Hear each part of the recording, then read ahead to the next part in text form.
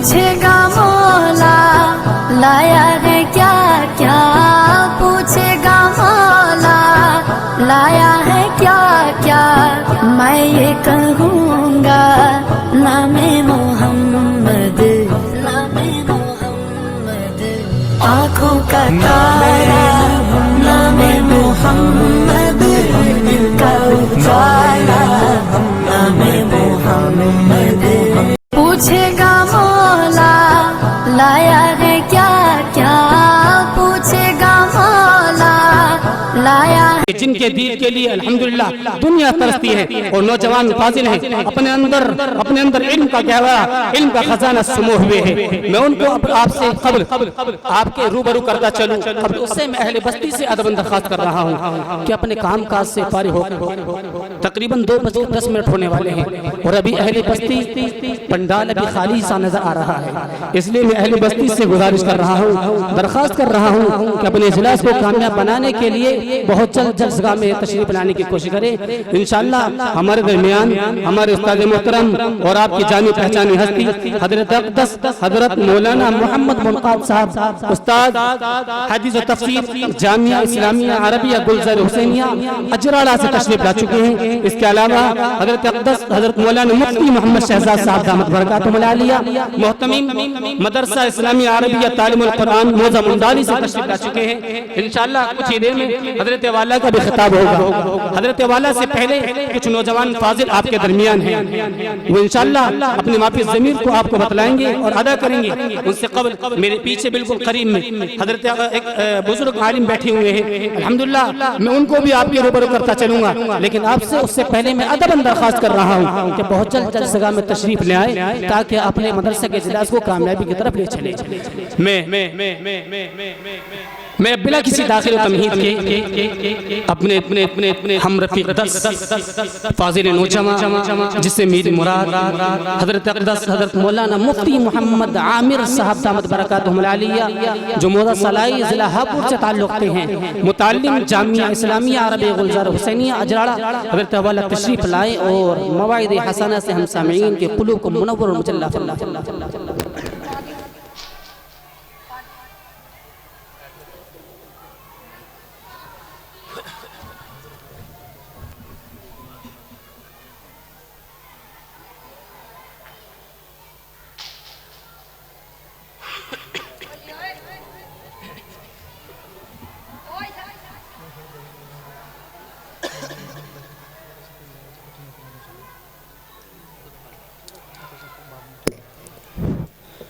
अल्हम्दुलिल्लाह।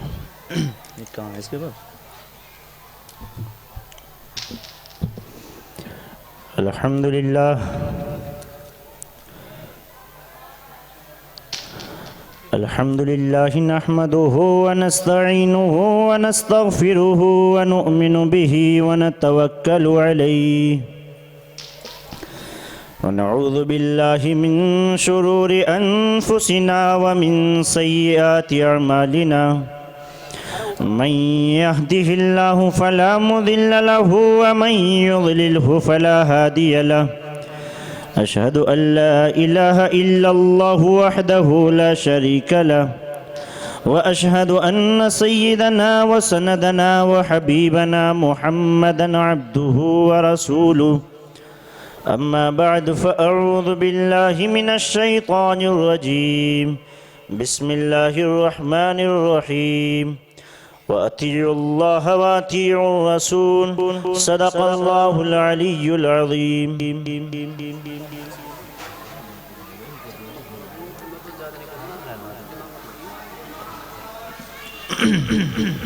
ये माइक वाले भाई बिछोला माइक जरा सेट अच्छी तरीके से करते हैं, आवाज खींच रहा है। चलो चलो चलो चलो बोल माशाअल्लाह। मैं आपके बीच में थोड़ी देर हाइल होना चाहता हूँ। मेरे उस्ताद मोहतरम यहाँ तशरीफ़ रखते हैं। असल तो बयान उन्हीं का होना है, लेकिन बड़ों का हुक्म اس لیے میں آپ کے بیچ میں چند منٹ بات کرنے کی کوشش کروں گا، اور آپ سے درخواست یہ ہے کہ جو حضرات جس نشست پر بیٹھے ہیں وہ اپنی نشست کو بدل دیں۔ میرا مطلب یہ ہے جو جس طرح بیٹھا ہے صحیح سے ہو کر بیٹھ جائے۔ میں یہ نہیں کہوں گا کہ آپ آگے آگے آ جائیں، نہیں، میں نہیں کہوں گا۔ گرمی کا بھی اثر ہے اور آپ کو جیسی سہولت ہو ویسے بیٹھیں، لیکن بیداری کے ساتھ بیٹھیں۔ اس طرح بیٹھیں، کبھی یہ خیال کریں ہمیں بیٹھنے سے پہلے یہ سوچنا چاہیے کہ آج ہمیں کچھ نیا سننے کے لیے ملنے والا ہے۔ کبھی سوچا ہے ہم نے اتنی ساری تقریرات، بیانات، خطابات ہمارے سامنے علماء کر کے چلے گئے، اور جو بات انہوں نے بتائی ہے اطیعوا اللہ و اطیعوا الرسول، جو انہوں نے کہا ہے منہیات سے رکنا اور جن کاموں کا اللہ نے حکم دیا ہے ان کو کرنا، وہی باتیں دوسرے اکابر ہمارے علماء اکرام بتا کر جا چکے ہیں۔ افسوس کی بات یہ ہے کہ جب معلوم کیا جاتا ہے جلسہ ختم ہونے کو قریب ہوتا ہے، اگر یہ معلوم کر لیا جائے کہ بتاؤ جلسے کے اندر گئے تھے کیا سیکھ کر آئے ہو، تو جواب ایک ہی ہوتا ہے کچھ یاد نہیں ہے۔ اس لیے میں درخواست کروں گا جتنا بھی سیکھو، جتنا بھی سنو، اس سے انشاءاللہ عمل کے اندر لانا ہے۔ یہ محفل دینی محفل ہے۔ میں اپنے مضمون کی طرف جانا چاہتا ہوں، اور جتنا وقت میرے پاس ہے بہت قلیل وقت ہے میرے پاس، لہذا اس مختصر سے وقت کے اندر ہی میں اپنی بات کو، اپنے اصل مقصد کو آپ کے سامنے رکھنا چاہتا ہوں۔ لہذا آپ سے درخواست ہے آپ غور سے سنیں، اور جو سنیں اسے ضبط کر لیں، اسے محفوظ کر لیں۔ یہ تو میں نہیں کہوں گا کہ اگر کوئی دنیا کی مجلس ہوتی، اگر کوئی منداری کھیل دکھانے والا آ جاتا تو یہاں جگہ خالی نہ بچتی، اگر کوئی تماشا دکھانے والا ہوتا تو باہر گھروں کے اندر بھی کوئی بچہ نہ ہوتا، راستوں کے اندر کوئی بڑا نہ ہوتا، بڑے تو بڑے چھوٹا نہ ہوتا، بزرگ بھی ایک دوسرے کے اوپر جھول رہے ہوتے اور ایک دوسرے پر گر رہے ہوتے، ایسا منظر ہوتا، پیر رکھنے کے لیے جگہ خالی نہ ہوتی، اگر کوئی قوالی کا میدان ہوتا، لوگ ایک دوسرے کے اوپر چڑھ رہے ہوتے اور آگے بڑھ کے حصہ لے رہے ہوتے۔ لیکن آج دین کا ماحول ہے، علماء چلے آ رہے ہیں، تو سب سے پہلی جگہ جو دیکھتے ہیں وہ سب سے پیچھے تلاش کرتے ہیں، اور اگر جاتے ہیں تو صرف دعا کے لیے جاتے ہیں۔ یہ ہے مسلمان۔ افسوس ہوتا ہے لئن شکرتم لازیدنکم ولئن کفرتم ان عذابی لشدید۔ میرے پیارو، ہم مسلمان ہیں، یہ ہمیں احساس ہونا چاہیے۔ جس کا احساس مر جاتا ہے اذا فاتک الحیا ففعل ما شئت، جب احساس ہی مر گیا، حیا ہی ختم ہو گئی، تو اب میں سمجھتا ہوں بندہ کسی قابل نہیں رہتا ہے، اب جو چاہتا ہے ویسا کرتا ہے، جانوروں کی طرح زندگی ہوتی ہے۔ احساس کو قائم رکھو، احساس کو برقرار رکھو۔ لئن شکرتم لازیدنکم، اللہ فرماتا ہے اگر میں تمہارے درمیان میں علماء بھیج دوں، اگر میں تمہیں نعمتوں سے آراستہ کر دوں، اگر میں تمہارے اوپر نعمتوں کی بوچھار کر دوں، تو تم ان کی ناشکری کرنے والے نہ بن جانا۔ اگر ناشکری کرو گے وَلَئِن كَفَرْتُمْ إِنَّ عَذَابِي لَشَدِيدٌ، آج تو علماء کی بوچھار ہیکل مدرسے تک بند کروا دیے جائیں گے۔ آج تو مسجدوں کے اندر تم نماز پڑھنے لے جاتے ہو، کل تمہاری مساجدوں کو بند کر دیا جائے گا۔ یاد رکھیں لئن شکرتم لازیدنکم، اگر ہم قدردان بنیں گے تو اللہ تبارک و تعالی ہماری قدر کرنے والا ہوگا۔ عن ابی ہریرہ رضی اللہ تعالی عنہ قال قال رسول اللہ صلی اللہ علیہ وسلم اللہ کے نبی صلی اللہ علیہ وسلم فرماتے ہیں اپنے صحابہ اکرام رضوان اللہ تعالی علیہ مجمعین کو مخاطب کر کے اور کہا مجلس لگی ہوئی ہے، مجلس کے لگے ہونے میں آپ نے کہا کہ کون ہے جو مجھ سے میرے کلمات کو لے گا، کون ہے جو مجھ سے باتوں کو لے گا، کون ہے میں 5 نصیحتیں کرنا چاہتا ہوں، کون ہے جو ان نصاحی کو لینا چاہے گا، ان نصیحتوں کو قبول کرنا چاہے گا۔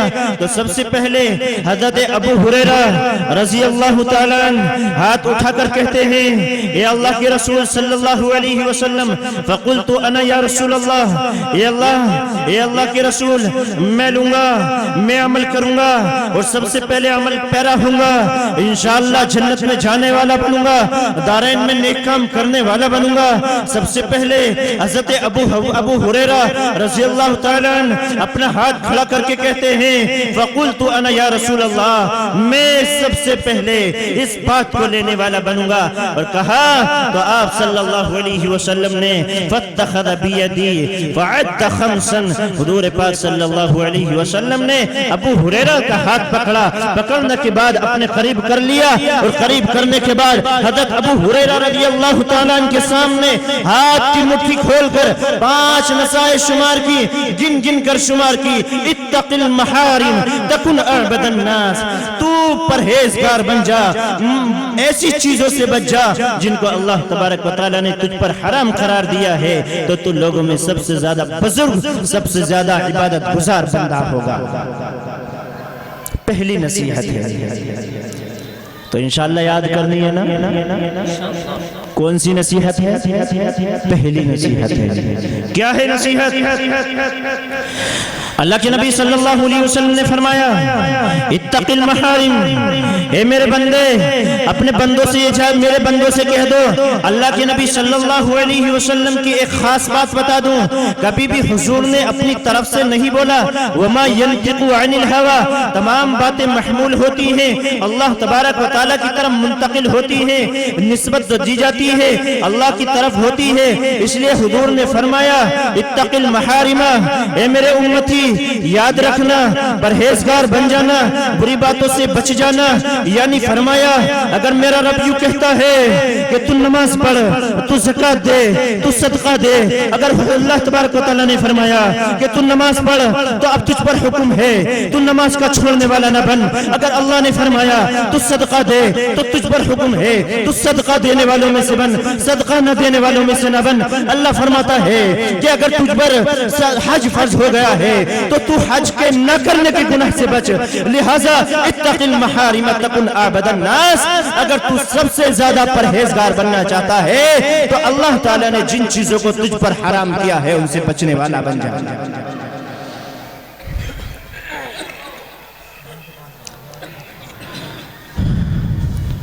اللہ تبارک و تعالیٰ نے موضوع بہت بڑا ہے، بات اگر تفصیل سے کروں بہت لمبی ہو جائے گی، لیکن میں مختصر کہنا چاہتا ہوں اور آپ کو متنبہ کرنا چاہتا ہوں۔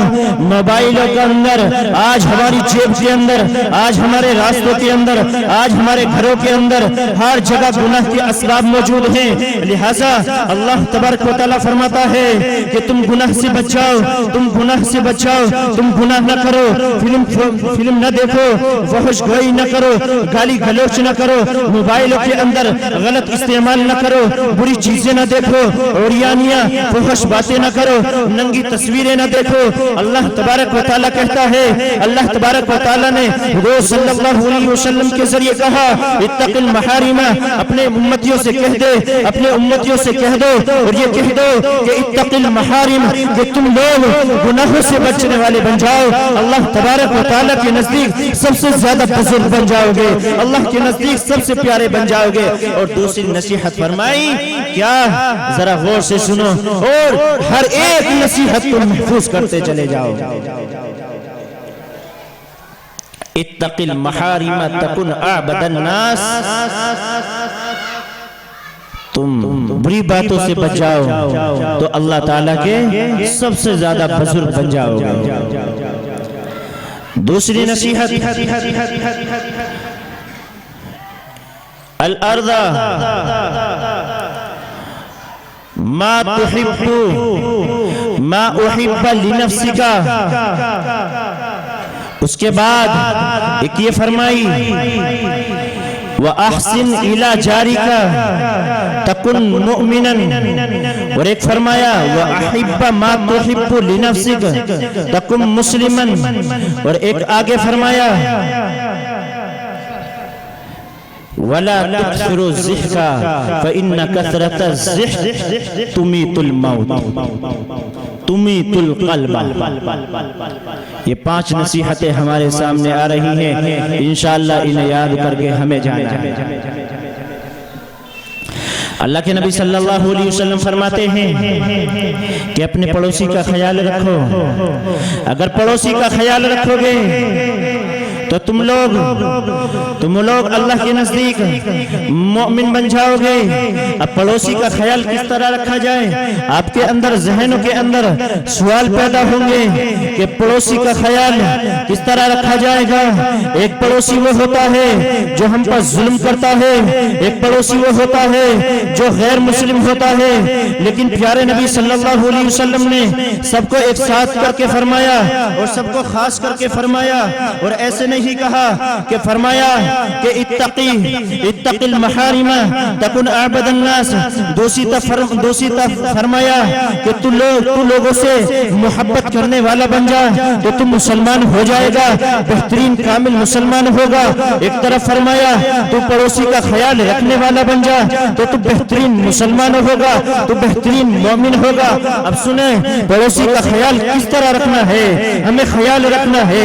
अब हमारे बीच में अगर मुआशरे के अंदर गाली गलौज हो रही है, अगर हमारे मुआशरे के अंदर आपस के अंदर लड़ाई झगड़ा हो रहा है, हमें उसका भी ख्याल रखना होगा। अगर हमारे घर में गोश्त बना है, पड़ोसी भूखा तो नहीं है, पड़ोसी के बच्चे भूखे तो नहीं है। अल्लाह तबारक व तआला ने हमें इतना पैसा दिया है कि हम उसको किसी पर अपने बच्चों पर खर्च करते हैं, तो हमें उस शोरबे के अंदर थोड़ा और शोरबा बढ़ा लेना है। अगर हमें अल्लाह तबारक व तआला ने इतना कपड़ा दिया है कि जिससे हम अपने बच्चों को पहना सकते हैं, तो हमें ये भी ख्याल रखना होगा कहीं पड़ोस का बच्चा किसी त्योहार के अंदर, किसी ईद के अंदर, किसी भी खुशी के अंदर मायूस तो नहीं है। हमें इसका भी ख्याल रखना होगा। हमें ये भी ख्याल रखना होगा अगर हमारे घर में सब बच्चे खुशी मना रहे हैं, अगर हमारे घर में लोग शादी फंक्शन मना रहे हैं, अगर किसी के घर में पैसा नहीं है कि अपनी बच्ची को रुखसत कर सके, तो हमें इसका भी ख्याल रखना होगा, उसका ताउन करना होगा। अगर वो गैर मुस्लिम है तो उसका भी ख्याल रखना होगा।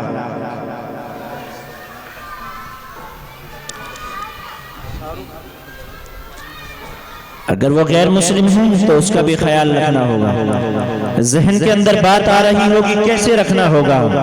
हुज़ूर पाक सल्लल्लाहु अलैहि वसल्लम ने कभी नहीं कहा और न कभी खास किया है, क्योंकि अल्लाह तबारक व तआला गफूरुर रहीम है, अल्लाह तबारक व तआला रहमतुल लिल आलमीन है, अल्लाह तबारक व तआला मालिक है, अल्लाह तबारक व तआला खालिक है, अल्लाह तबारक व तआला सबका रज़्ज़ाक़ है, सबको रोज़ी देने वाला है। अल्लाह के तमाम बंदे हैं। अल्लाह के यहाँ कोई हिंदू नहीं है, अल्लाह के यहाँ कोई मुस्लिम नहीं है। अल्लाह सबसे मोहब्बत करता है। अल्लाह जैसे एक मुसलमान से मोहब्बत करता है, इसी तरह अल्लाह तबारक व तआला एक गैर मुस्लिम से भी मोहब्बत करता है।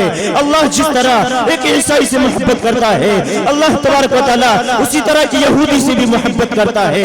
ये तो बंदा नाशुक्रा है, बंदा नाशुक्रा है, बंदा नाफरमान है जो अपने रब की इताअत नहीं करता, लिहाजा इसके बदल में अल्लाह तबारक व तआला उसे सजा भी देगा। लेकिन फिर भी मेरे रब ने, मेरे मालिक ने, मेरे खालिक ने ये कहा, ए नबी, चाहे गैर मुस्लिम हो या मुसलमान हो, तू जाकर यूं कह दे कि जिस तेरा पड़ोसी अगर यहूदी भी है, तेरा पड़ोसी अगर हिंदू भी है, तेरा पड़ोसी अगर गैर मुस्लिम भी है, तेरा पड़ोसी अगर यहूदी ईसाई भी है, तुझे उसका ख्याल रखना है। और अगर तूने किसी हिंदू का ख्याल न रखा, अगर तेरे पड़ोस में कोई हिंदू भूखा सोया, मैं अल्लाह तेरा हिसाब किताब लूंगा और तुझसे पूछूंगा तेरा हिंदू भाई किस वजह से भूखा लेटा था और तेरे बच्चे ने पेट भरकर खाना खाया था। یہ پیغام دیا نبی آخر الزمان محمد صلی اللہ علیہ وسلم نے. اور ایک نصیحت کیا ہے؟ ایک نصیحت یہ ہے، یاد کرنی ہے، انہیں ذہن کے اندر بٹھانا ہے. وَأَحِبَّ النَّاسَ مَا تُحِبُّ لِنَفْسِكَ تَكُنْ مُسْلِمًا. تم لوگ ایسی چیز کو پسند کرو، تم لوگ ایسی چیز کو پسند کرو جو تم اپنے لیے پسند کرتے ہو، وہی چیز اپنے بھائی کے لیے پسند کرو، وہی چیز اپنے بھائی کے لیے پسند کرو. مطلب کیا ہے؟ مطلب صاف واضح ہو رہا ہے، مطلب صاف ظاہر ہو رہا ہے. اگر میں پسند کرتا ہوں کہ میرے پاس اچھی گاڑی ہو، میرے پاس اچھا مکان ہو، میرے پاس اچھا لباس ہو، میرے پاس اچھی فیصلے کیا ہو، لہٰذا یہی حکم ہمارے بھائیوں کے لیے ہوگا.